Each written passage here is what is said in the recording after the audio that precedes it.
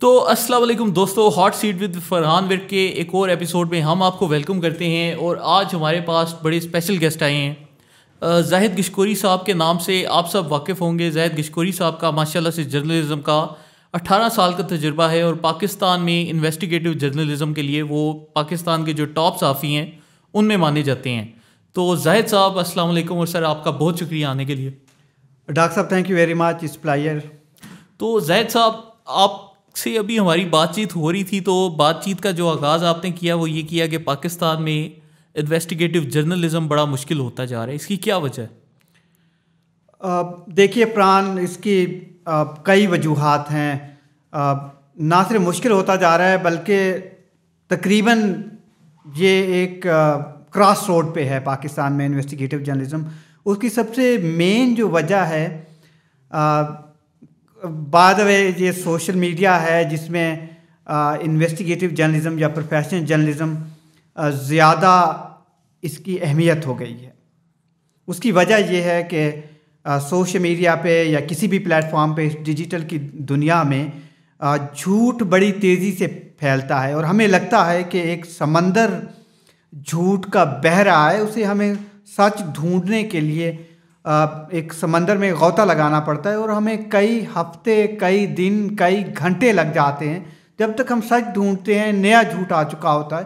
तो इसलिए जर्नलिज़म की अहमियत इतनी ज़्यादा हो गई है, जो प्रोफेशनल इन्वेस्टिगेटिव जर्नलिज़म है, जो पहले शायद नहीं थी। अच्छा सर, हमें थोड़ा सा अपने सफ़र के मुतल्लिक बताएं। मैं श्योर हूँ कि हमारे बड़े वो स्टूडेंट्स हैं जो कि जर्नलिज़म स्टडी करना चाहते हैं, तो आपकी बात सुन के वो थोड़ा परेशान भी होंगे कि यार पाकिस्तान में जर्नलिज़म के साथ क्या सलूक किया जा रहा है। तो जो आपने एक 18 साल में अपना एक ट्रांजिशन देखा जर्नलिज़म का, उसके मुतल्लिक को थोड़ा अपना एक्सपीरियंस शेयर करें उन सब के साथ। देखिए फरहान, आप 2006 के बाद से जब मैंने करियर शुरू किया, पहले शायद एक ऐसे डिजिटल प्लेटफॉर्म पे या सोशल पब्लिक डोमेन में मुझे इंटरव्यू कर रहे हैं, शायद मेरी पर्सनल लाइफ और चीज़ों के बारे में। शायद हर किसी के पास एक इंटरेस्टिंग स्टोरी होती है। Everybody has a story to tell, कि सक्सेस स्टोरी है क्या है, हम लोगों पे छोड़ देते हैं जो आपको सुन रहे हैं, देख रहे हैं। मेरे पास स्टोरी इंटरेस्टिंग है, शायद मुश्किल है, बताना भी मुश्किल है। स्टोरी बहुत मुश्किल है क्योंकि जब मैं 2006 में मैंने एमए इंग्लिश किया तो मुझे बड़ा शौक़ था कि मैं कुछ सीएसएस कर लूँ या कम से कम एक अच्छी नौकरी के लिए। और सर सिटी कौन सा था आपका? सॉरी, किस शहर से थे आप? जी, मेरा ताल्लुक़ लिया से है। डिस्ट्रिक्ट एक लिया है जो बिल्कुल उसके एक एरिया है, दरिया सिंध के किनारे पर वाक़ है, तहसील लिया। और उसमें 2014 में बिजली गई है, तो आप ख़ुद अंदाज़ा लगा लें कि ये वहाँ पर 52% लोग अभी भी बेनज़ीर इनकम सपोर्ट प्रोग्राम की फाइनेंशियल सपोर्ट पे चल रहे हैं। तो इतनी गुर्बत है, चीज़ें हैं। वहाँ से मैंने जब मास्टर इन इंग्लिश लिटरेचर किया तो मुझे बहुत शौक़ था कि मैं कुछ कर लूँ। और फॉर द फर्स्ट टाइम 2007 में मैं इस्लामाबाद आ गया और पहली दफ़ा किसी शहर में मैं आया।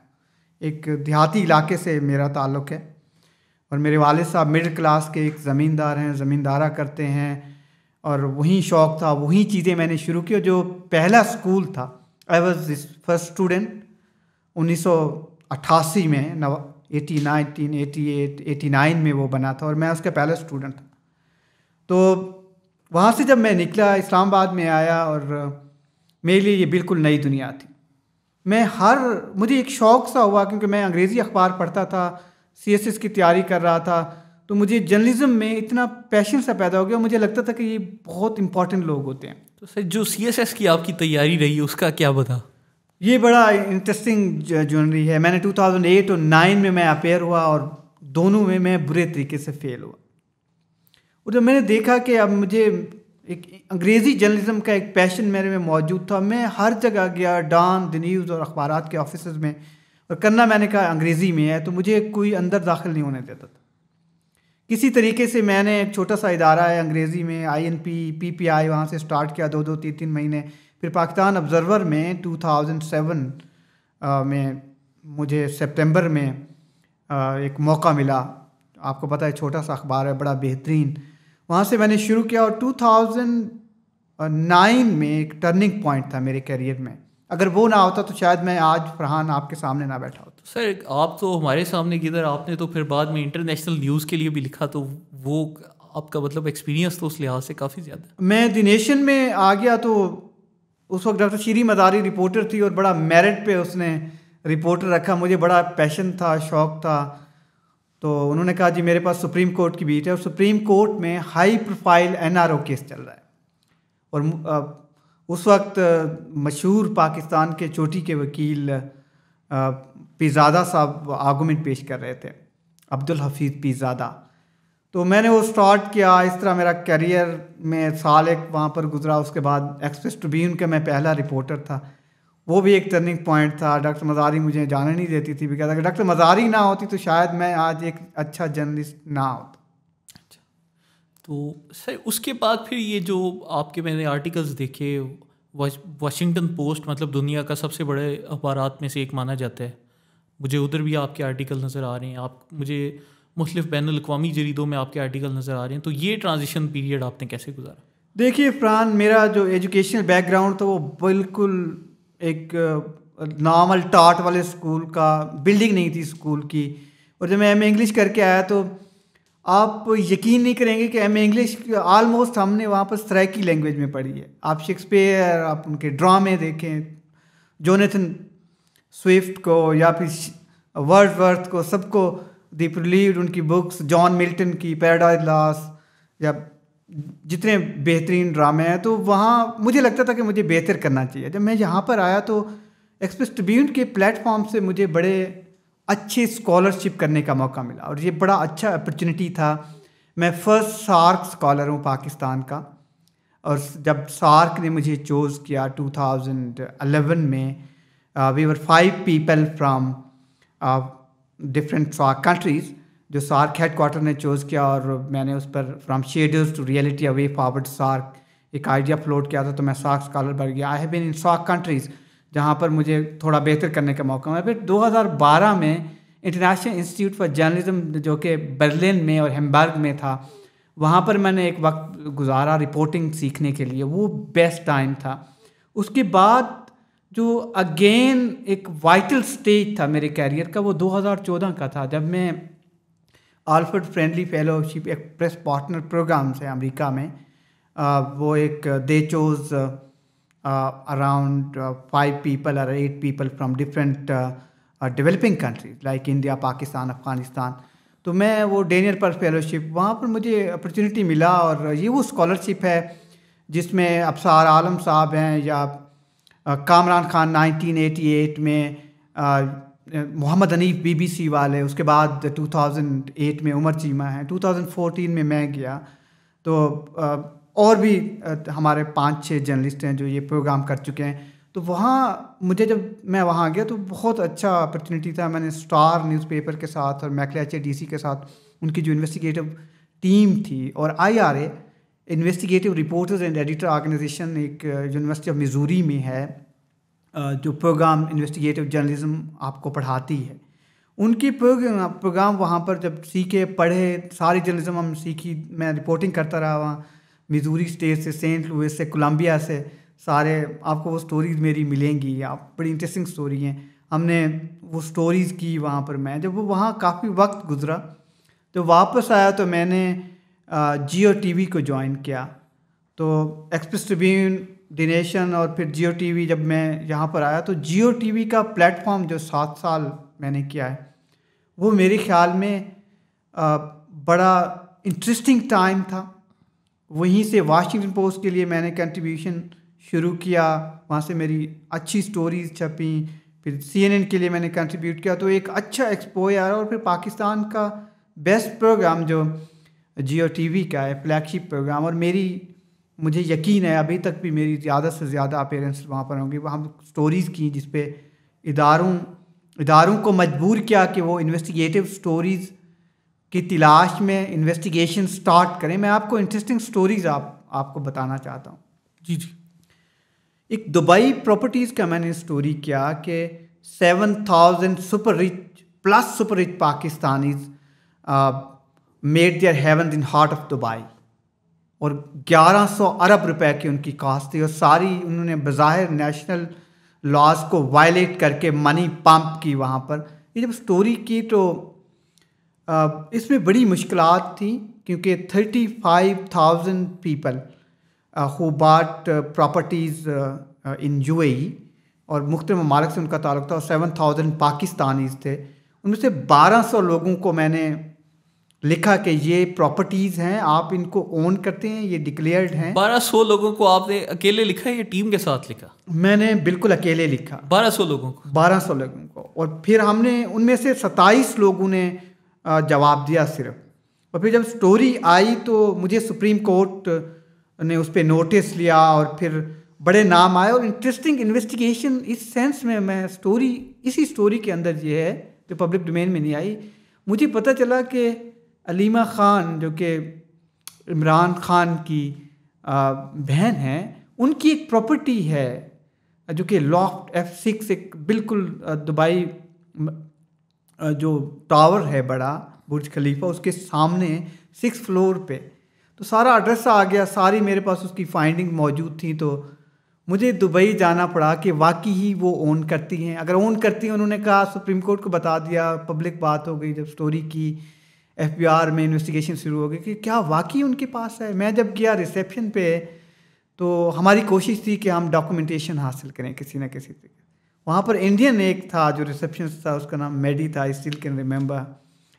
तो हमारी कोशिश थी, हमने कहा कि यार इसकी ओनरशिप हमें दे दीजिए किसी भी तरीके से, जो भी एक इन्वेस्टिगेटिव जर्नलिस्ट कोई भी टूल यूज़ करे। तो मैंने कॉल किया, तो वहाँ से एक खातून ने वो कॉल पिक किया कि मैंने कहा कि मैं पाकिस्तान से आया हूँ और मुझे मिलना है अलीमा ख़ान साहबा से, वो यहीं रहती हैं, तो मैं एक जर्नलिस्ट हूँ। तो मुझे उन्होंने कहा कि नहीं, वो अभी यहाँ नहीं रहती हैं, आप चले जाइए। तो मैंने उस कोशिश की कि मुझे मज़ीद इन्फॉर्मेशन मिले। फिर दोबारा उन्होंने बात करवाई आधे घंटे बाद। तो उन खातून ने बताया कि मुझे मालूम है, मैं पब्लिक डोमेन में उनका नाम नहीं देना चाहता कि वो कौन थी। तो उन्होंने कहा आप यहाँ से चले जाएँ, otherwise I will call the police. बिल्कुल सही। तो मैं वहाँ से चला आया, और आज तक ये मुअम्मा, मैं किसी भी टाइम पे वो स्टोरी दूंगा कि वो वाकई ही बिका था ये फ्लैट, क्या सुप्रीम कोर्ट को सही मालूमात दी गई थी, अगर बिका था तो किसने लिया था, क्या उन्होंने डिक्लेरेशन दिया है इनका।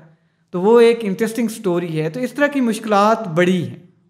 तो ये सर थोड़ा सा बताएं कि आपने चूँकि अमेरिका भी गए, फिर एक लिया जैसे इलाके से अमेरिका जाना, वहाँ पर ट्रांजिशन करना, तो मुश्किलात तो बहुत आई होंगी एक आम आदमी के लिए भी। मतलब एक जगह से दूसरी जगह जाना मुश्किल होता है। आपने तो पूरा मुल्क बदल के और दूसरे मुल्क में एक फ़ॉरेन लैंग्वेज में जाके जर्नलिज्म शुरू किया, तो ये कैसे आपने इसके कोप किया? देखिए फरहान, बिल्कुल मुश्किल था। मैं जब वहाँ लिया से आया तो मेरी वालदा तो बिल्कुल उर्दू भी नहीं समझती, अब एजुकेशन वहाँ बिल्कुल आलमोस्ट है नहीं, और बहुत सारे मसाले हैं, पैसा बिल्कुल नहीं है, गुर्बत बहुत ज़्यादा है। तो मैं यहाँ पर आया, मुझे भी यही चैलेंजेस थे सारे। सबसे इम्पोर्टेंट ये था कि मैं अपनी थोड़ी क्वालिफ़िकेशन को बेहतर करूँ, क्योंकि मैंने क़ायद-ए-आज़म यूनिवर्सिटी से भी टॉप किया। अब मज़ीद मैंने अभी शुरू किया तो 2017 में तो एमफिल किया मैंने वहाँ से, और मुख्तलिफ़ इंस्टीट्यूशन में मैंने सार का आपको बताया, मैं ICFJ का भी फ़ेलो हूँ, नेपाल में मैं रहा हूँ, मैं ग्लोबल इन्वेस्टिगेटिव जर्नलिज्म नेटवर्क का हिस्सा हूँ, मैं कैलिफोर्निया में ये सारी अपनी प्रेजेंटेशंस और सारे वो चीज़ें कर चुका हूँ। उनका जो IRE का प्रोग्राम होता है, ग्लोबल इन्वेस्टिगेटिव जर्नलिज्म बॉडी का, फिर नॉर्वे में भी मैंने किया है। तो आलमोस्ट मेरे ख्याल में 12 से 13 ममालिक में मैंने तो सर ये रिपोर्टिंग भी किया। हमारे लिए अभी आज के दौर में मैं देखता हूँ डिजिटल मीडिया पे जो हमारा एक नौजवान तबका है वो बहुत ज़्यादा शिकायत करता नज़र आता है। वो कहते हैं कि जी इस मुल्क में हमने BA किया है, हमने MA किया है, हमने MSc की है, हमने PhD की है, लेकिन हमें नौकरियां नहीं मिलती, इस मुल्क में कोई ज़राए मौजूद नहीं। तो क्या आप वाकई इस चीज़ पर यकीन रखते हैं कि ऐसा है, या फिर आपकी जो एक स्टोरी है वो लक की वजह से है या मेहनत की वजह से, और आज का नौजवान भी मेहनत करे तो आपकी तरह आगे जा सकता है? फरहान, मैं समझता हूँ लक बहुत कम होता है। जो hard work is next to Fortune.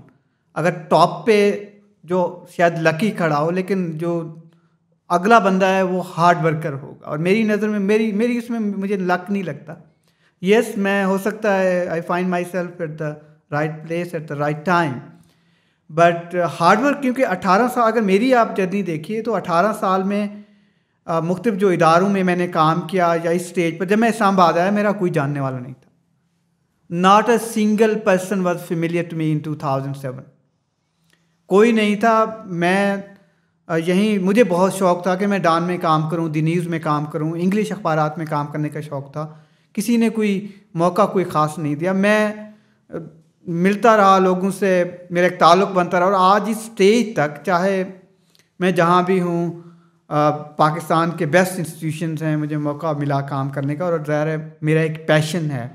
Passion होना ज़रूरी है। नौजवान जो बाहर जाना चाहते हैं, या वो चाहते हैं कि शायद यूएस में या यूके में या नॉर्वे में या किसी भी कंट्री में वो अच्छा एक करियर परस्यू कर सकते हैं रादर देन पाकिस्तान, मैं इससे मुख्तलिफ देखता हूँ।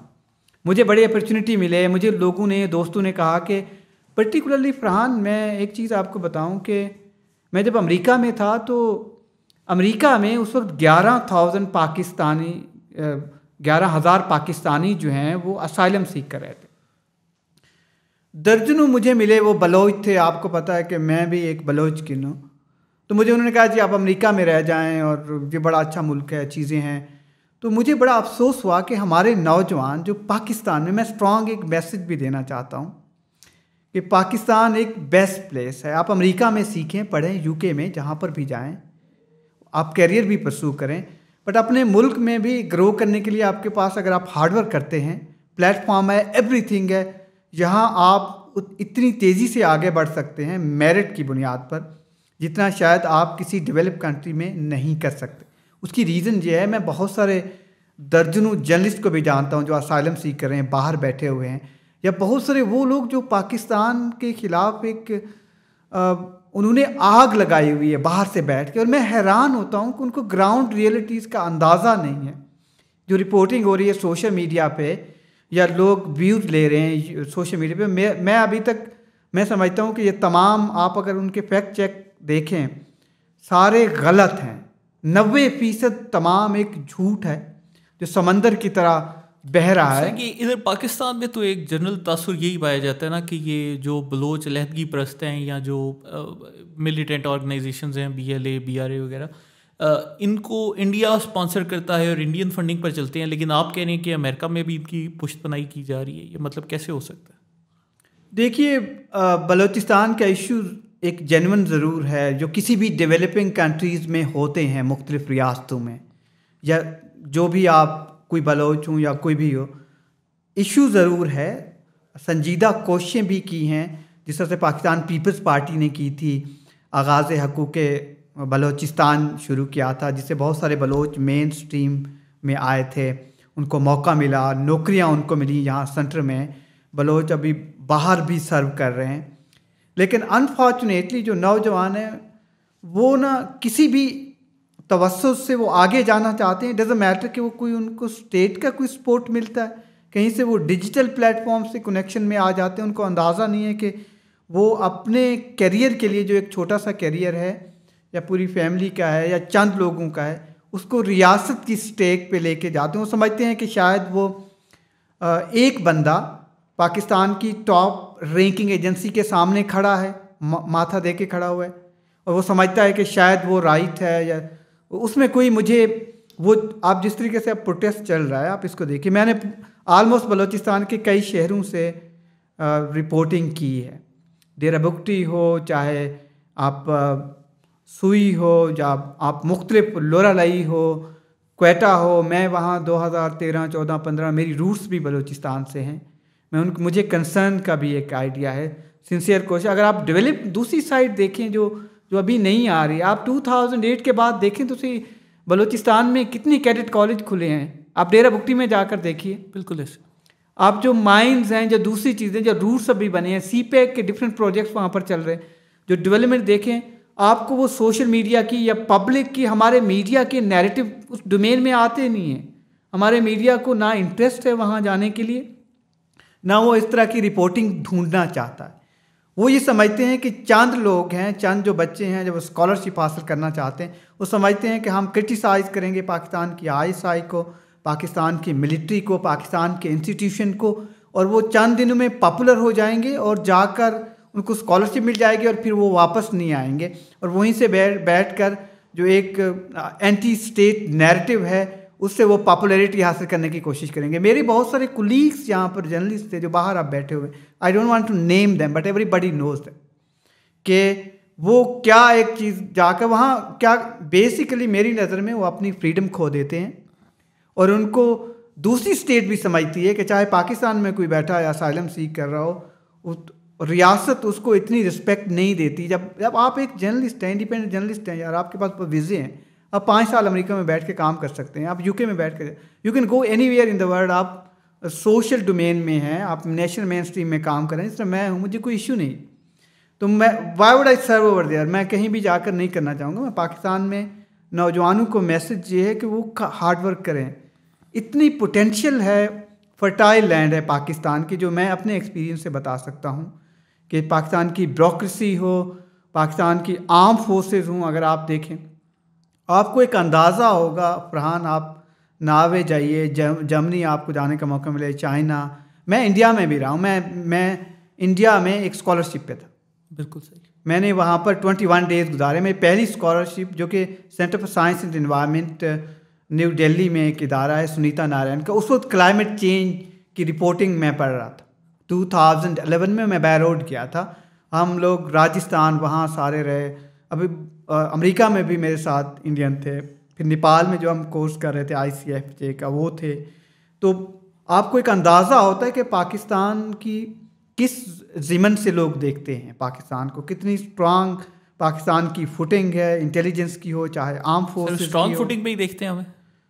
एब्सोल्युटली। और अगर आप कई ऐसे लगता है कि शायद चांद लोग हैं, they are playing in their hands unfortunately. लेकिन ये ज़रूर है कि रियासत को अपना एक नैरेटिव देना है और मुझे लगता है कि रियासत वो स्ट्रांग नैरेटिव डिजिटल वर्ल्ड में देने में इतनी कामयाब नहीं हुई, जिसकी वजह से ये जो एंटायर स्टेट नैरेटिव है जो सोशल मीडिया पे है वो डोमिनेट करता है। अगर आप अमेरिका में देखिए, जो मेरा एक्सपीरियंस है वहाँ से, अमेरिका में बैठकर या किसी भी मुल्क में बैठकर आप उनके खिलाफ ट्वीट करके देखिए ना, आप मुझे एक बता दें कि कौन करता है। अब वॉइस ऑफ अमेरिका की बात करते हैं, मैंने वॉइस ऑफ अमेरिका वहाँ पर भी मैं जा चुका हूँ, या किसी भी स्टेट रन मीडिया की जाने तो, या आप BBC की इवन बात करें, मैंने खुद वाशिंगटन पोस्ट के साथ काम किया है, आप उनके जो वो चाहते हैं पॉलिसीज़ पुश कर रहे हैं नैरेटिव्स को या चीज़ों को, आप देखें वो स्टोरीज़ क्यों नहीं लेते। क्या हम कहते हैं कि पाकिस्तान में वाक्स पापुली है, फ्रीडम पे कर्ब है, आप बोल नहीं सकते। मेरी नज़र में मैं इसको डिफरेंट एंगल से देखता हूँ कि फ्रीडम ऑफ एक्सप्रेशन या freedom of media, we always talk about freedom but we forget it comes with responsibility। तो सर ये जो एक आपने US मीडिया में काम किया और फिर पाकिस्तान में वापस भी आए, तो हमारे मीडिया और जो ये बाहर का मीडिया है इसमें क्या मेजर फ़र्क थे जो आपने नोटिस किए कि यार ये चीज़ें पाकिस्तान में होनी चाहिए लेकिन नहीं है? मेरी नज़र में जो लोकल मीडिया है सिटी टू सिटी का पाकिस्तान में वो नहीं है, जो कोई लिया में, मुजफ्फरगढ़ में या लोरा लाई में इशू को हाईलाइट करे फिर नेशनल लेवल पे वो आ जाए।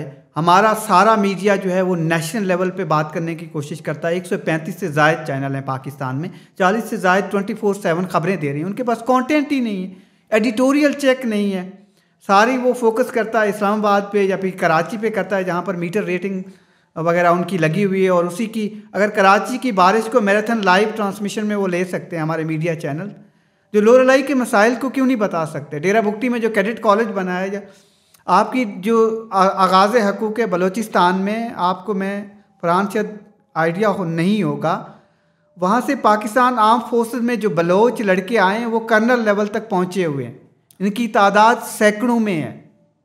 अगर आप देखिए ये जो पाकिस्तान को मेन स्ट्रीम उसमें करने के लिए कि कहीं डेमोग्राफीज चेंज हो रही हैं या चीज़ें हो रही हैं, तो इक्वल रिप्रेजेंटेशंस है जो कि शुरुआत से हुआ था और इस लेवल तक ये पहुंच चुके हैं गुज़श्ता 10 साल में, और अभी ये आगे एक सिलसिला शुरू हो चुका है। तो मीडिया लोकल लेवल पे इश्यूज़ बताता नहीं है, उनको इश्यूज़ का ये है कि आज इमरान खान ने खाना खाया है कि नहीं खाया है, उनको ये नहीं मालूम, या वो करना नहीं चाहता, मालूम है उनको नहीं पता कि जब का वहाँ जैकबाबाद में आज वहाँ पानी साफ़ सुथरा अवेलेबल नहीं है, या चागी में वहाँ पर साफ पानी पूरे चागी उसमें ज़िले में पहली दफ़ा पहुँचा है। आपने ये खबर नहीं सुनी होगी? नहीं, कभी नहीं। चागी में जो इम्पोर्टेंट लोकेशन है पाकिस्तान की, बॉर्डरिंग एरियाज़ है, वहाँ पर आपके सेनेट चेयरमैन का हल्का वहाँ से इलेक्शन भी कॉन्टेस्ट कर रहे हैं पहली दफ़ा, और पहली दफ़ा पानी गया है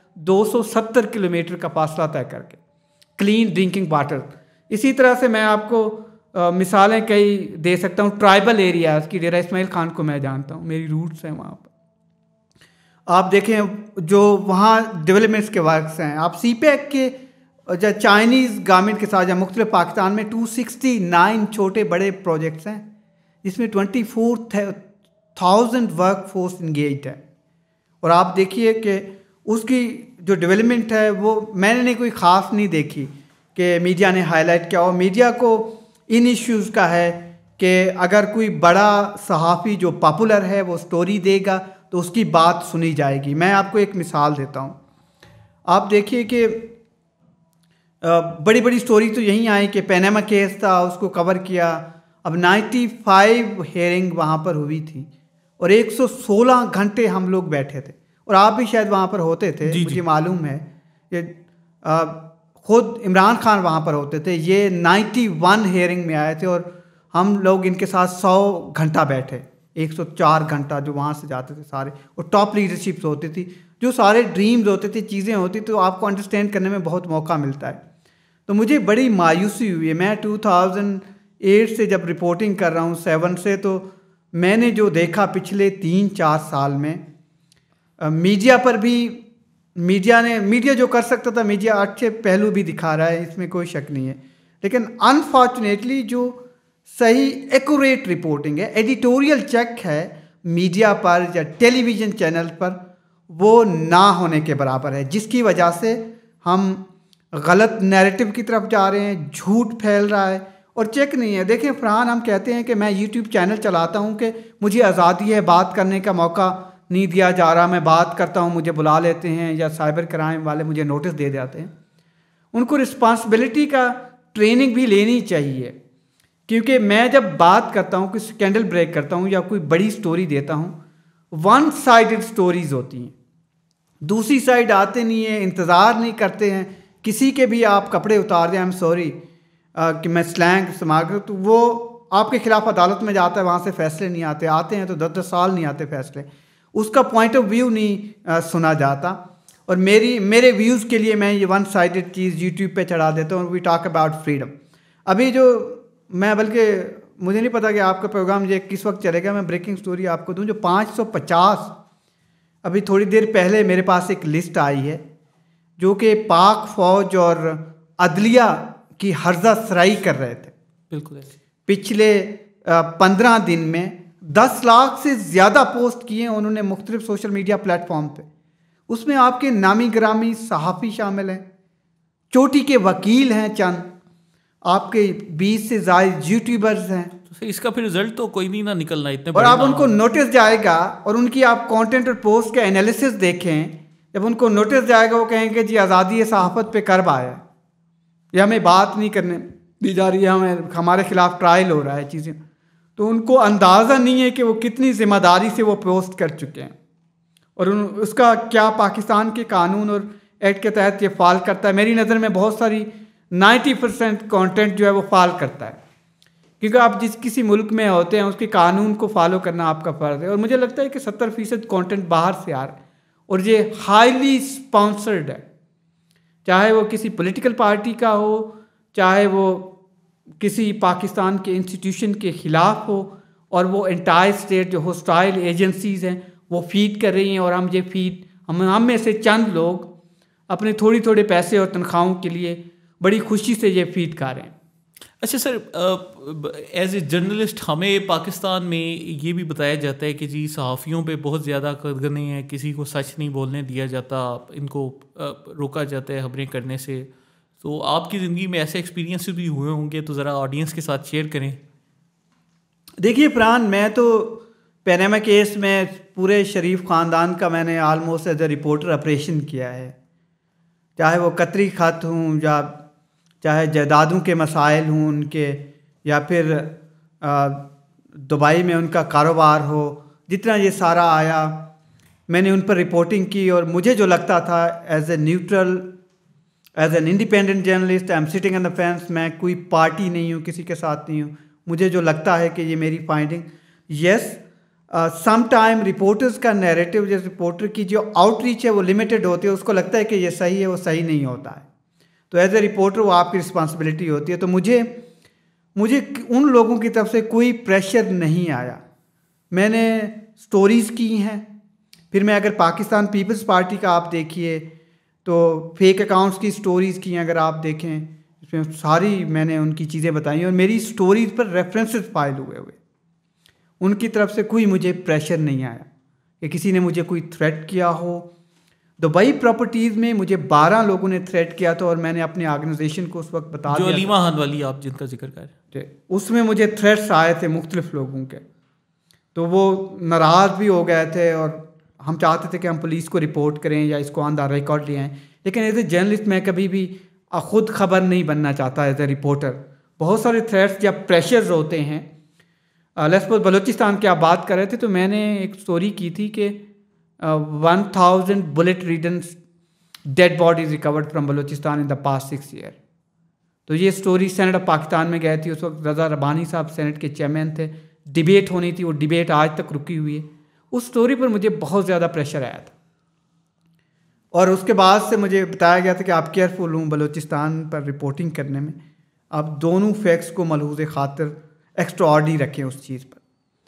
तो अब एक चीज़ मैं देखता हूँ कि सम टाइम आपके पास स्टोरी आती है जिस तरह मिसिंग पर्सन का इशू है। देखिए मैं इसको भी इशू को देख रहा हूँ और फलां 2008-9 से देख रहा हूँ, जब चीफ जस्टिस इफ्तिखार चौधरी थे। तो ये भी एक दोहरी, इसमें बहुत सारे फैक्ट्स हैं जो कि आप पब्लिक डोमेन में स्टोरी लाने से पहले नहीं कर सकते, ना करनी चाहिए। कि एक बच्चा है जो आजकल एक नॉर्मल ट्रेंड है, वो मिसिंग पर्सन में आ जाता है, जबकि वो किसी और जगह बैठा होता है जो उनके अपने डिस्प्यूट्स होते हैं। अगर आप ग्राउंड रियलिटीज़ को समझते हैं बलूचिस्तान में या हमारे ट्राइबल एरियाज़ में, तो 6-6 महीने, सालों पता नहीं होता कि वो बच्चा कहाँ बैठा हुआ है, कहाँ छुपा हुआ है, किसी के साथ खेल रहा है। आउटरीच बहुत लिमिटेड होती है, या फिर उनके पर्सनल डिस्प्यूट्स होते हैं। बलूचों में तो बहुत ज़्यादा हैं, वो एक दूसरे को मार भी देते हैं और पता भी नहीं होता, कई सालों का अंदाज़ा नहीं होता। जो सरदार हैं आपस में डिस्प्यूट्स होते हैं और मेजॉरिटी वो मिसिंग पर्सन के केसेस नहीं होते हैं, लेकिन फिर भी वो ऑन द रिकॉर्ड आ जाते हैं और लोग रियासत चाहते हैं कि उनके पुलिस इश्यूज़ को देखें, आर्म फोर्सेस देखें। ज़ाहिर है उनकी एंजाइटी ज़रूर होती हैं, लेकिन जो टर्म है, जो चीज़ें हैं, वो इस तरह से नहीं हैं। प्रेशर ज़रूर होता है बहुत सारे। अगर फरहान देखें, अगर मेरी नज़र में आप किसी भी स्टोरी को मेरिट पे करते हैं, चाहे वो जिसके ख़िलाफ़ भी हो। लेट्स सपोज मैं अभी जो रीसेंट इलेक्शन चल रहे हैं, तो इसमें मैंने बहुत सारे लोगों के असासों पे स्टोरीज़ की हैं कि किसी के असासे लाखों से अरबों में हो गया। जिस तरह उस्मान बुज़ार हैं, आप जाम कमाल ख़ान हैं, उनके असासे 300% बढ़े हैं। इसी तरह से आप और बड़े बड़े जो सियासतदान हैं, मरियम नवाज़ शरीफ हैं, उनके असासे आप देखें, वो पाकिस्तान की अमीर तरीन इस वक्त ख़ातून हैं जो इलेक्शन कॉन्टेस्ट कर रही है। इसी तरह से नवाज़ शरीफ के जो असासे हैं वो अरबों से कम हो के कुछ 7 करोड़ बाकी रह गए हैं। और इसी तरह से और बड़े सियासतदान हैं। जब आप मेरिट पे करते हैं तो मुझे लगता है कि मेरिट पे आपको थ्रेट कम होता है, आप जेन्युइन पोजीशन पे खड़े होते हैं। जब आप लोगों के बगैर या हाफ कुट फैक्ट्स या आपको फीड की जाती हैं स्टोरी, तो आप लेके आते हैं। बड़े बड़े नाम देखे हैं, आपने भी देखे होंगे, जिनका बहुत तोती बोलता था, पाकिस्तान के मशहूर एंकर पर्सन थे और जर्नलिस्ट थे। आज उनको कोई देखता नहीं है और मुझे लगता है कि आने वाले चंद सालों में शायद जो पॉपुलर एंकर पर्सन्स हैं या वो जिनको बहुत लोग सुनते हैं और वो कंट्रोवर्शियल हो चुके हैं, उनकी बात पे अब लोग यकीन भी नहीं करेंगे। उनको दोबारा कंटेंट लेके आना पड़ेगा, अच्छी रिपोर्टिंग का, अच्छी चीज़ों का। और मुझे लगता है कि जब हम रिपोर्टिंग कर रहे थे पर्टिकुलरली मैं जब एक्सप्रेस ट्रिब्यून में था या जियो में या द न्यूज़ के लिए मैं काम कर रहा था, तो बहुत एडिटोरियल चेक था। एक स्टोरी पे कई चेक होते थे। मैं मिसाल देता हूँ, ज़ियाउद्दीन साहब के साथ मैंने काम किया 6 साल तक, डायरेक्टली उनके अंडर काम किया। पाकिस्तान के बड़े मशहूर डॉन के एडिटर रहे हैं, चोटी के जर्नलिस्ट थे, फौत हो गए बेचारे।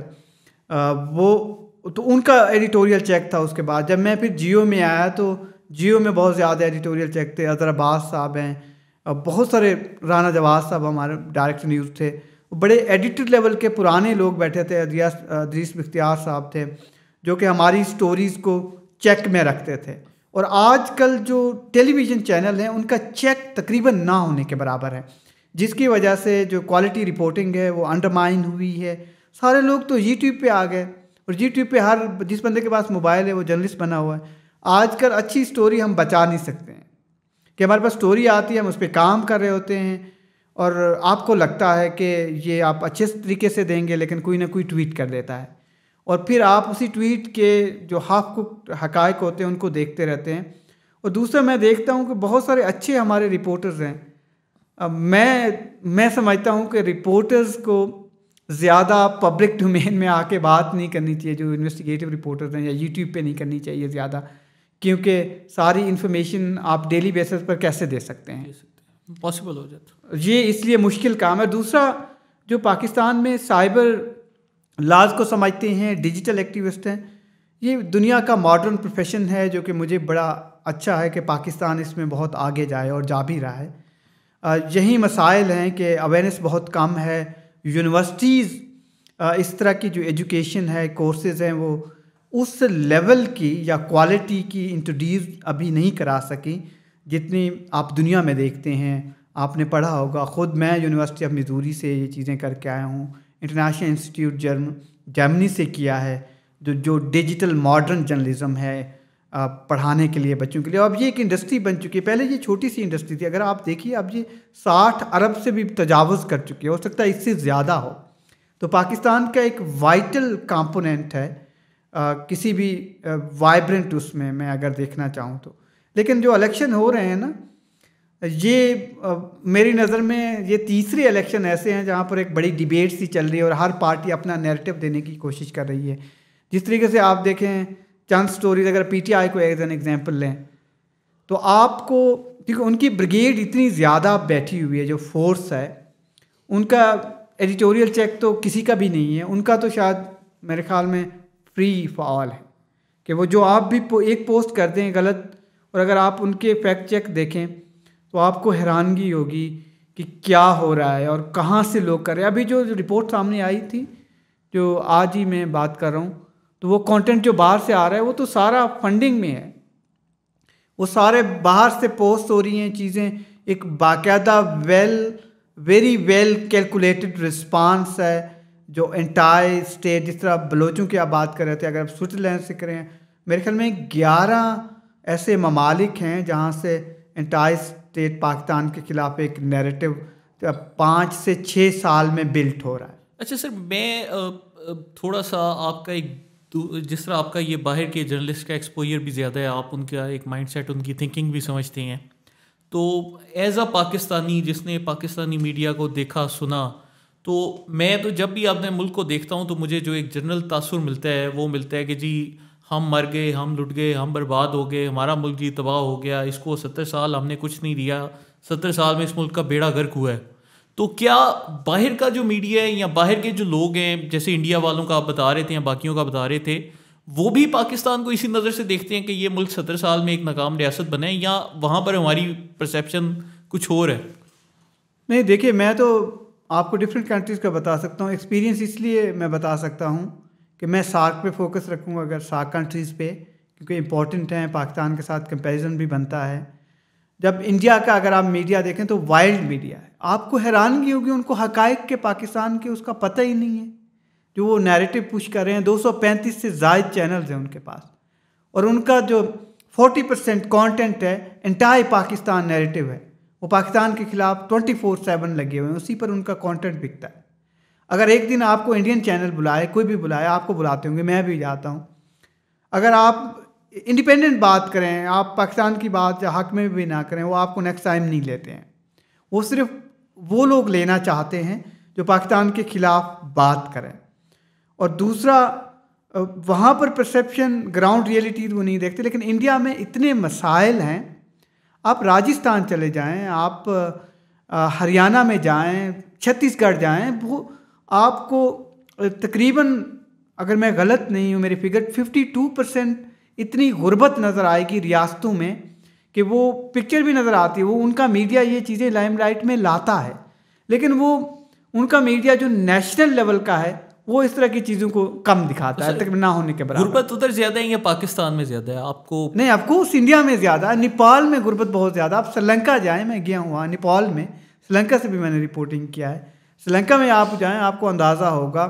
श्रीलंका तो पाकिस्तान का इतना मशहूर है, आपको हैरानगी होगी कि मैं एज ए साक फेलो, मैं उनके जो चीफ ऑफ आर्मी स्टाफ थे फॉर्मर, जनरल वीरा सूर्या, उनका मैंने इंटरव्यू किया।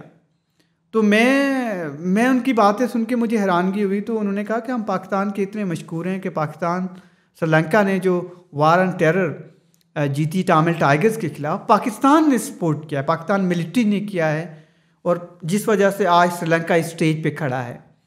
और फिर मैं जब इंडिया में था तो उनके एक मेजर जनरल हैं जो कि बहुत मेजर जनरल मेहता, तो उनका भी मैंने इंटरव्यू किया उसके लिए। वो रिटायर्ड हैं, बहुत पुराने, असलम बेग साहब के दौर में, जनरल असलम बेग के। उन्होंने बल्कि मुझे अच्छी बेस्ट विशेज़ के पैगामात भी दिए थे जनरल असलम बेग के लिए, और मैंने आकर जहाँ कन्वे किए थे, और फिर मैंने उनके लिए गिफ्ट भेजे थे। तो जनरल अशोक मेहता वो बता रहे थे कि जब पाकिस्तान के जो हमारे काउंटर पार्ट्स हैं, कुलीग्स थे, उनसे बात होती है, तो ये उनके वर्ड थे और मैंने लिखा भी है कि पाकिस्तान और इंडिया बेसिकली एक ही सोल है, बट दो बॉडीज़ हैं। और उनका परसेप्शन पाकिस्तान आर्म फोर्सेस के बारे में, ये जो टॉप जनरल मैं आपको बता रहा हूँ, एब्सोल्युटली डिफरेंट है। जो परसेप्शन बिल्ड हो रहा है, नैरेटिव बिल्ड हो रहा है सोशल मीडिया पे, चीज़ों पे, पाकिस्तान के आर्म फोर्सेस के बारे में। और यार, खुद मुझे बड़ी हैरानगी होती है, अफसोस भी होता है कि क्या हमारी रियासत इतनी कमज़ोर है कि इस नैरेटिव को, काउंटर नैरेटिव नहीं है, ये तो कुछ भी नहीं है। मैं तो इसको इस नैरेटिव को छोटा सा नैरेटिव समझता हूँ। इस रियासत तो बहुत बड़ी होती है, वो जो चाहे करना चाहे कर सकती है। आप 9 मई के वाक़यात देख लें, आपने अमेरिका की चीज़ें फॉलो की होंगी, प्रेसिडेंट ट्रंप के उस इशू को देख के। एक आदमी जो टेबल पे बैठा हुआ था और उसको कितनी सजा हुई, उनके केसेस जो अभी चल रहे हैं, मिलिट्री कोर्ट्स में चीज़ें चल रही हैं। और पाकिस्तान में आपने देखा कि क्या हो गया, और उस पर कितनी चीज़ें आ रही हैं कि क्या होगा, कितना क्रिटिसिज्म आया है। लेकिन एक चीज़ देखिए कि जब हम पाकिस्तान का सार्क कंट्रीज़ में आप कंपैरेटिवली हम देखना चाह रहे थे, ज़ाहिर है अगर आप ईरान का भी देखें, ईरान में बहुत गुर्बत है। अफ़गानिस्तान का तो ज़ाहिर है कंपैरेटिवली आपके सामने है सब कुछ, तो सार्क कंट्रीज़ का।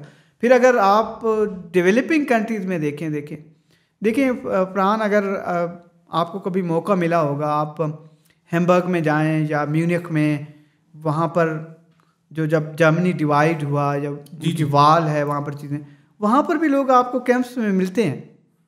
या फिर अमेरिका के दूर दराज के इलाकों में, कैंसस सिटी का मैं आपको बताना चाहूँगा कि वहाँ आप जाएं, अभी भी लोग वहाँ ये गैस इस्तेमाल नहीं करते, वो भाप इस्तेमाल कर रहे हैं, चीज़ें कर रही हैं। वहाँ पर आप लोगों को, क्योंकि कैंसस सिटी मिजूरी जो स्टेट है, या कैंसस स्टेट है अमेरिका में, ओहायो या ये बॉर्डरिंग कंट्रीज है, वहाँ पर आपको पता है कि जो अमेरिकन अफ्रीकन हैं उनकी आबादी ज़्यादा है। वहाँ आपको गुर्बत नज़र आएगी, आप देखिएगा, वहाँ आपको कभी मौका मिलेगा, आई एम श्योर। तो आपको एक अंदाज़ा होता है कि अमेरिका जो इतनी बड़ी रियासत है, नंबर 1 एक मुल्क है, वहाँ सब चीज़ अवेलेबल है।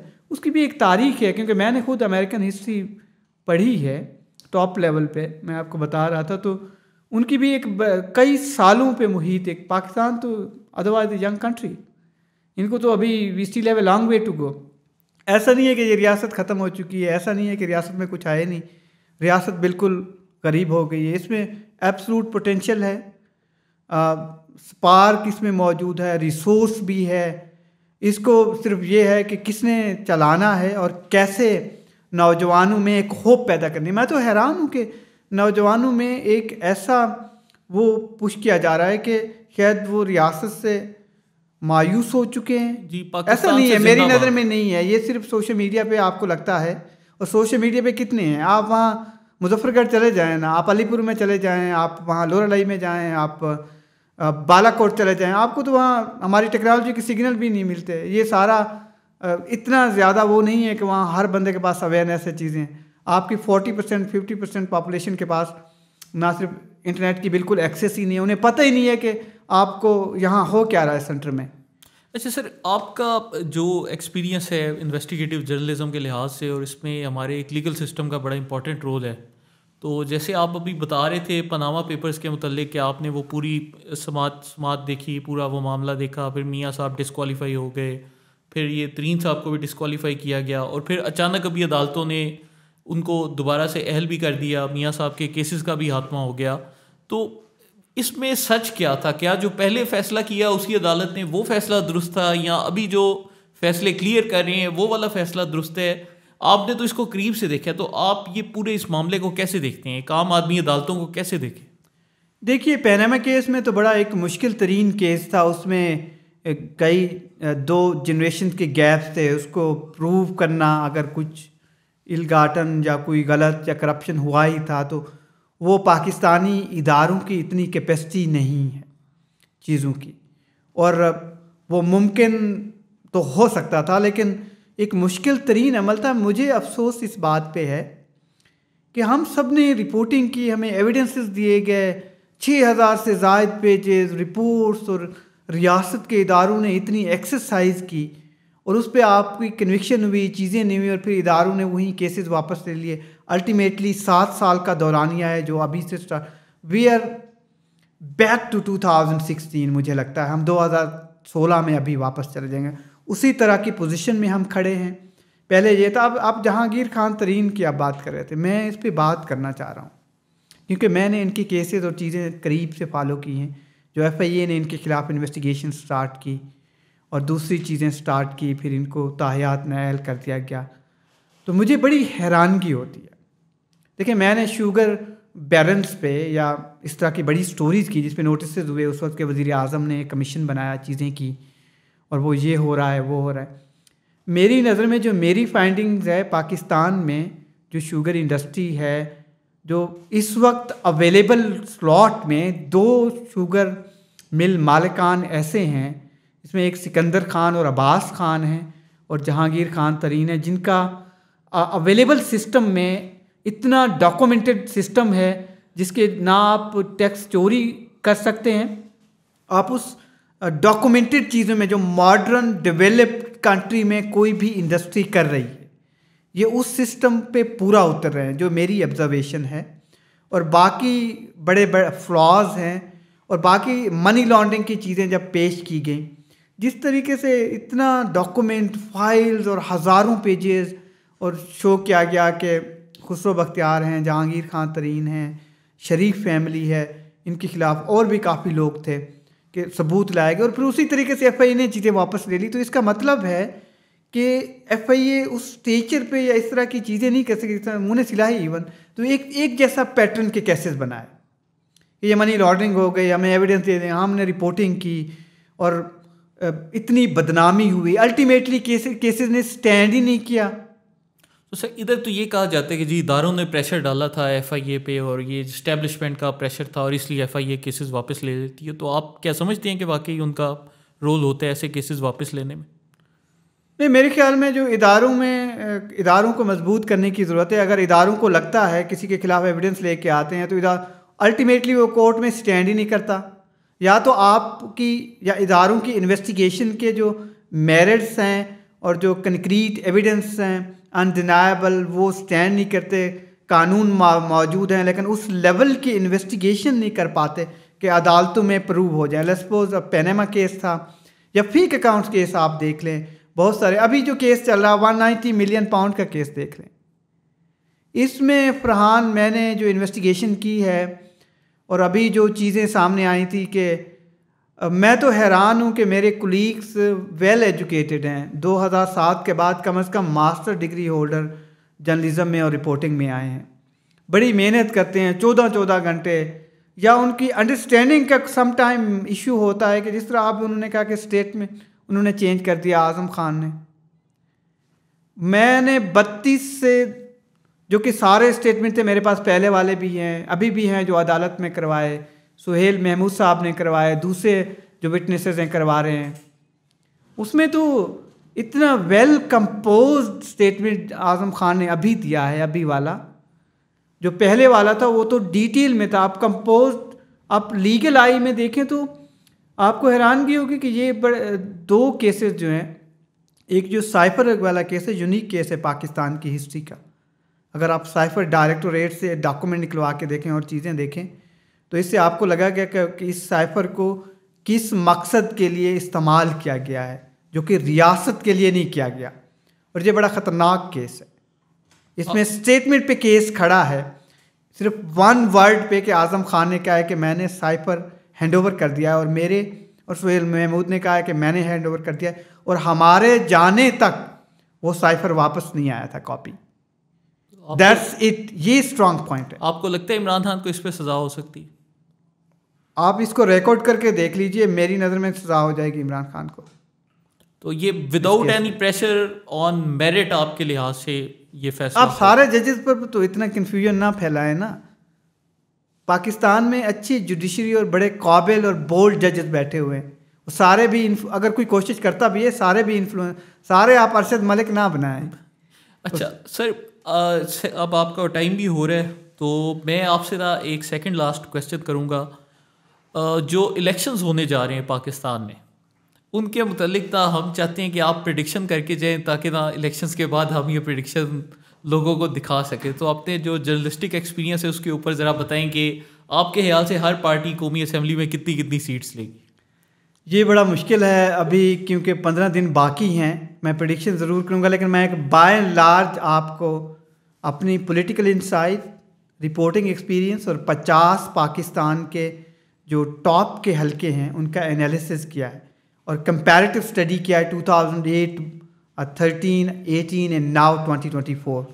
उसकी बुनियाद पे मैं आपको बता सकता हूँ कि मुझे लगता है कि इंडिपेंडेंट कैंडिडेट नेशनल असम्बली की जब हम बात करें सेकंड फोर्स के तौर पर सामने आएंगे, पार्लियामेंट्री फोर्स के तौर पर, और वो जो लीड कर रहे होंगे किसी भी तादाद को देखते हुए, जो मेजर प्लेयर होंगे पंजाब में, मुझे लगता है कि वो IPP होगी और पाकिस्तान मुस्लिम लीग नवाज़ होगी, और सेंटर में नून लीग शायद सीटें ज़्यादा ले जाएगी।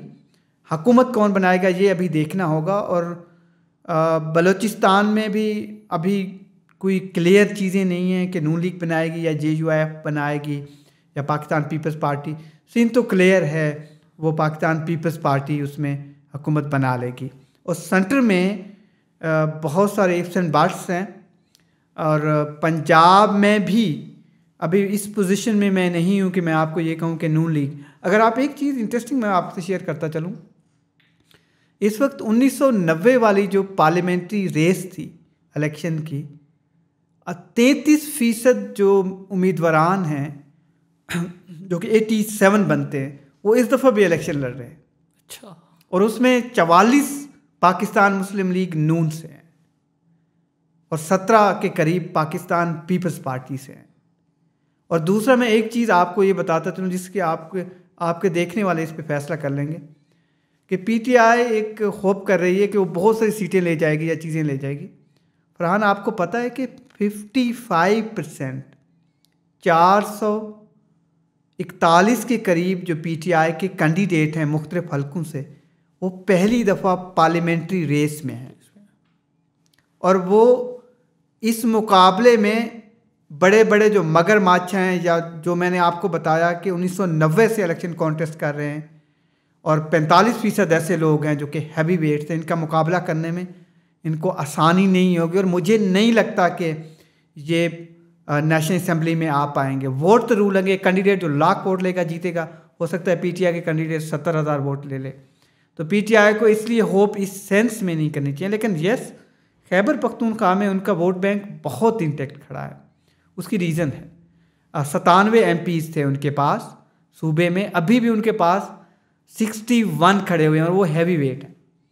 और उनके पास 45 मेंबर नेशनल असेंबली आए थे वहाँ से, अभी भी उनके पास 27 MNAs खड़े हुए सूबे से, और इंडिपेंडेंट डोमिनेट कर रहे हैं खैबर पख्तूनख्वा में। तो पार्टी को होप है कि वो वहाँ से हुकूमत बना ले। सर, आपको नहीं लगता कि PMLN सिंपल मेजॉरिटी ले सकती है पंजाब में और वफाक में? मुझे कलेक्टिवली लगता है कि 115 सीट्स तक PMLN ले सकते हो। ये पोजीशन 2013 वाली हो सकती है। बिल्कुल ठीक। इस पोजीशन पे मुझे लगता है 2013 वाली। अच्छा सर, जाते जाते आप जो पाकिस्तान में जर्नलिज्म के स्टूडेंट्स हैं उनके लिए मैं चाहता हूँ कि आप एक पैगाम देते जाएं कि उनको अब क्या करना चाहिए, और ये जो डिजिटल फीड के चैलेंजेस का उनको सामने है उनको वो कैसे काउंटर करें और कैसे वो चलें। क्योंकि आजकल हमें एक ये ट्रेंड भी नज़र आ रहा है कि हमारे जो नौजवान जर्नलिस्ट हैं वो एक स्पेसिफिक पॉलिटिकल पार्टी की सपोर्ट करना शुरू कर देते हैं ताकि उनके यूट्यूब पर व्यूज़ बढ़ें या उनके डिजिटल मीडिया अकाउंट्स पर ज़्यादा ट्रैफिक आए। वो कोई भी पार्टी हो सकती है, लेकिन जिस तरह आपका मेरे ऊपर एक जब भी इम्प्रेशन आया तो as a neutral independent journalist आया, तो ये जो तासुर है क्या उनको नौजवान सहाफ़ियों को कायम रखना चाहिए, और उनके लिए जो बच्चे पढ़ रहे हैं उनके लिए सर आपका क्या पैगाम है? देखिए, बिल्कुल क्लियर पैगाम है जो मेरे कोलीग्स हैं या फिर नौजवान आना चाहते हैं कि ये कोई लंबा रास्ता नहीं है। It's not a long journey कि आप किसी भी साइड लेके व्यूज़ ले लें। ये बिल्कुल शॉर्ट सा है, इसका कोई आप कैरियर बिल्डिंग नहीं कर सकते इस पर। तो इंडिपेंडेंट रहना, न्यूट्रल रहना, अगर रिपोर्टिंग में आपने रहना है और आप पब्लिक डोमेन में आके बात करना चाहते हैं या लिखना चाहते हैं या बोलना चाहते हैं, तो आपको न्यूट्रल रहना पड़ेगा। क्योंकि पाकिस्तान में मुझे यकीन है बहुत जल्द डायरेक्ट टू होम एक टेक्नोलॉजी आने वाली है, और जो जितने आप रेटिंग में एंकर्स देखते हैं, जितने लोग शोर मचा रहे होते हैं बगैर कंटेंट के, उनकी बहुत रेटिंग्स आ रही होती हैं, तो इन चैनल्स के लिए और एंकर्स के लिए और जर्नलिस्टों के लिए जो कि साइट ले रहे हैं और उनको अंदाज़ा शायद कुछ को है, 50% को अंदाज़ा नहीं है कि वो साइट ले बैठे हैं, तो वो एक उनको चाहिए कि वो न्यूट्रल, क्योंकि ये एक टाइम टेकिंग प्रोसेस ज़रूर है। ये इंडस्ट्री हमेशा रहेगी, डिजिटल की वर्ल्ड है, डिजिटल वर्ल्ड में आएँ, बात करें, चीज़ें करें। और एक चीज़ मैंने देखी है कि ओबीडिएंट नहीं है, आई एम सॉरी, वो उनको लगता है कि एक्सपीरियंस बैठा हुआ है या उसने कोई चीज़ की है, वो जो भी गालियाँ आकर देखते हैं सिर्फ और सिर्फ रेटिंग के लिए, इस प्लेटफॉर्म के लिए। और पाकिस्तान के जो यूट्यूबर्स को अगर आप देखें, मैं उनकी रिसर्च किया है उनके कंटेंट का, मैं फरहान आपको बता सकता हूँ कि 70% पे लिटिगेशन हो सकती है।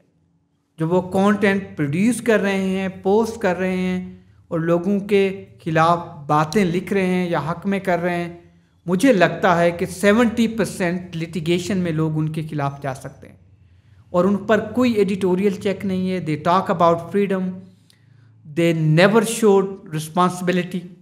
और पाकिस्तान गवर्नमेंट को चाहिए कि रेगुलेट करे इसको, कि जो मेरे खिलाफ स्टोरीज दे देता है, किसी के खिलाफ आके स्टोरीज दे देता है, यूट्यूब पे चढ़ा देता है और लगा देता है, ये उसका राइट है। बात करे इसको अच्छे पर्पस के लिए और बड़ी हार्ड हिटिंग क्रिटिसिज्म लेके आए। लेकिन आप एक किसी के खिलाफ एक ताबड़तोड़ इल्ज़ाम लगाते हैं और वो आपके खिलाफ अदालत में जाता है, उसका कोई फैसला ही नहीं आता चीज़ों के लिए, तो ये रेगुलेट करने की ज़रूरत है। बहुत अच्छी इंडस्ट्री है, यूट्यूब पे सब लोग आएँ, इसको रेगुलेट करें, ये हुकूमत की ज़िम्मेदारी है। लेकिन मुझे अनफॉर्चुनेटली ये नज़र नहीं आ रहा होता हुआ, क्योंकि 70% जो कंटेंट है उसको रेगुलेट करने की ज़रूरत है और रियासत इसको देखे और ख़ुद जो लोग हैं वो भी सीख रहे हैं। अच्छी इंडस्ट्री है, इससे एक न्यू पाकिस्तान में एवेन्यू खुला है और दूर दराज के इलाकों से बेहतरीन कंटेंट लोग प्रोड्यूस करें और जिस पे उनको आमदनी का भी एक ज़रिया बना है। लेकिन बदकिस्मती से यहाँ जो पढ़े लिखे लोग हैं, जब उनका कंटेंट आप देखते हैं, सारे नहीं ऑफ कोर्स, उनकी तो रेटिंग ही नहीं आती जो अच्छा कंटेंट डाल रहे हैं। रिसर्च वाला बहुत बड़ा मसला है, ये हमने भी देखा है, जो भी रिसर्च डालेगा उसको व्यूज़ नहीं आएंगे और सबकी गालियों वालियों पे आ रहे हैं, जो एक दूसरे पर मर्स देंगे, जो भी कर रहे हैं, जो कि बदकिस्मती है। तो मैसेज यही है कि सही रूट लें, जो एक लंबा रास्ता है, और इसको एज ए प्रोफेशन अडॉप्ट करें। मैं इतना होपफुल हूँ इस इंडस्ट्री के लिए कि आज जो भी नौजवान आते हैं उसको नौकरी मिल जाती है, और 50,000, 1 लाख, 1.5 लाख तक तनख्वाहें हो जाती, जल्दी से मिल जाती। अब मैं पीछे नहीं जाना चाहता, लेकिन मैं तो, मेरी पहली जो तनख्वाह थी वो तो 1,000 रुपया थी, 1,200 रुपये। और आप हैरान रह जाएंगे कि ये पेनफुल जर्नी ज़रूर रही है, लेकिन जो काम कर रहे हैं with in 10 year, with in 5 year, उनकी तनख्वाहें तो लाखों में जा रही हैं। तो इसलिए ये रास्ता अब बहुत आसान हो गया है, ना कि ये पुराना मुश्किल रास्ता था। एवेन्यूज़ बहुत कम थे, टीवी चैनल बहुत कम थे, अखबारात था नहीं। लेकिन अनफॉर्चुनेटली मेरी नज़र में आक्स is following on print media even bigger than you think Farhan. तो प्रिंट तो बहुत ही, वो पूरी दुनिया में ऐसा है। जिस प्लेटफॉर्म पे आप पे बैठे हैं, ये मॉडर्न प्लेटफॉर्म, इस पर सब लोग आ गए हैं, डिजिटल वर्ल्ड पे आ गए। इवन टीवी भी अपनी वो लूज़ कर रहा है। सब लोग सोशल मीडिया प्लेटफॉर्म पे छोटे छोटे क्लिप्स देख रहे होते हैं, वहीं आपके फैल रहे होते हैं। तो दैट्स इट। आई थिंक ये एक पैगाम है कि आप ये रास्ता लें जो कि लॉन्ग जर्नी है, ना कि शॉर्ट की तरफ जाएं डिजिटल प्लेटफॉर्म पे। तो चलिए दोस्तों, आपने जाहिद गिश्कोरी साहब की बातें सुनी, और मुझे लगता है कि हम 1 घंटे में उनको कवर नहीं कर सके। तो मुस्तकबिल में हम सर से दोबारा टाइम लेंगे और अगली दफ़ा ना हम 2.5-3 घंटे का करेंगे और topic to topic in depth में जाएंगे, क्योंकि सर के पास नॉलेज बहुत ज़्यादा है, लेकिन मेरे ख्याल से वो हमें उससे फ़ायदा उठाना चाहिए और ये सारा नॉलेज इंटरनेट पर भी आना चाहिए। तो इसी नोट पर हम आप सबका शुक्रिया करते हैं। Thanks a lot.